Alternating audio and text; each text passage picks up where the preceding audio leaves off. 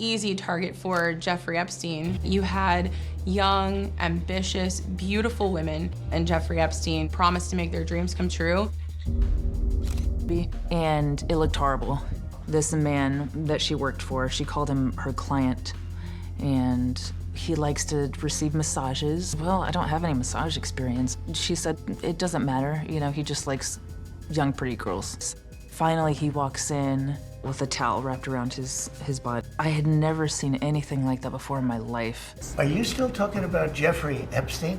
I call it the Epstein hoax. Total bullshit, okay? It's a hoax. The whole thing is a hoax. The Epstein Machine, The Untold Story, August 10th, 2019, 6:30 a.m., Metropolitan Correctional Center, New York. I'd be inclined to do the Epstein. I'd have no problem with it. Security cameras malfunctioned. Guards were asleep. Cellmate was transferred the night before. A man who knew the world's darkest secrets was found dead. Official story? Suicide. But here's what they don't tell you. This wasn't just about one predator. This was about a machine. A machine built over 40 years. A machine that connected presidents, princes, and billionaires. A machine that made $577 million appear from nowhere. Monica, let's start with you. Some of Trump's top Justice Department officials now say they want federal prosecutors to speak to convicted Epstein co-conspirator Ghislaine Maxwell. So what is behind this move? Would you raise your right hand, please? Yes. Do you solemnly swear the testimony you're about to give will be the truth, the whole truth, and nothing but the truth to help you God? Yes, I do. Could you please give us your name? Jeffrey Epstein. A machine that the FBI called belonging to intelligence. A machine that's still running today. I'm about to show you something no one has connected before. The story you think you know about Jeffrey Epstein? That's exactly what they want you to believe. I was always very good mathematics as to what made you interested. It was solving puzzles. It's a strange feeling when you get the right answer to a puzzle. He never graduated from college. However, he was able, because of his intelligence, to find work at the Dalton School on the Upper East Side in Manhattan. This is the Epstein Machine. Chapter 1. The Nobody Who Became Everybody. 1. Jeffrey Epstein is 21 years old. College dropout. No degree, no money, no connections. But he gets hired at Dalton School, one of Manhattan's most elite prep schools. Wait, how does a college dropout with 0 teaching credentials get hired at a school where tuition costs more than most people's salary? The answer? Donald Barr, William Barr's father. Yes, that William Barr, Trump's attorney general. But here's the really disturbing part.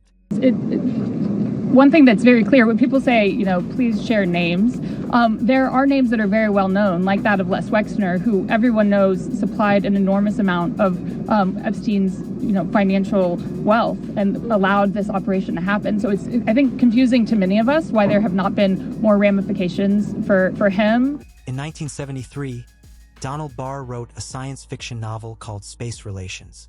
The plot? A future where rich elites run breeding clinics using enslaved teenagers.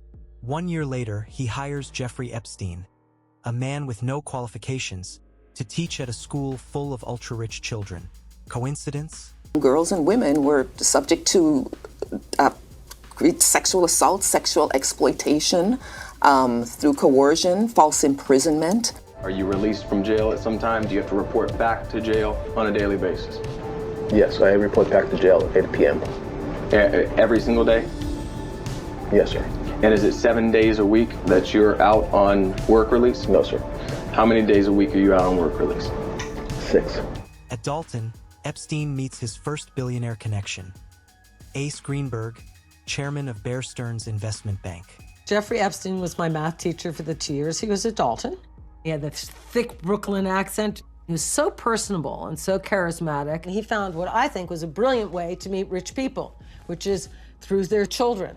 Greenberg's son was Epstein's student. Epstein wasn't there to teach math. He was there to study the children of the wealthy. He was learning how they think, how they operate, how to access them. This was his training ground. By 1976, here's a guy who was smart, charming, cunning. He knew how to read people and get what he needed from them.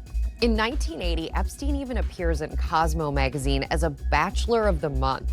And he's described as a financial strategist who talks only to people who make over $1 million a year. Epstein is at Bear Stearns. By 1980, he is a limited partner. But in 1981, he's fired. Official reason: minor rule violations. That's nonsense. Here's what really happened. The SEC was investigating insider trading linked to a corporate takeover. One thing that's very clear, when people say, please share names, there are names that are very well known, like that of Les Wexner, who everyone knows supplied an enormous amount of Epstein's, financial wealth and allowed this operation to happen. So it's, I think, confusing to many of us why there have not been more ramifications for him. Epstein was interviewed. The SEC said his denials were skeptical. Translation: they knew he was lying, but he was never charged. Why? Because Epstein had already learned the most valuable skill in the world: how to make himself useful to powerful people. And that's when he met the men who would change everything.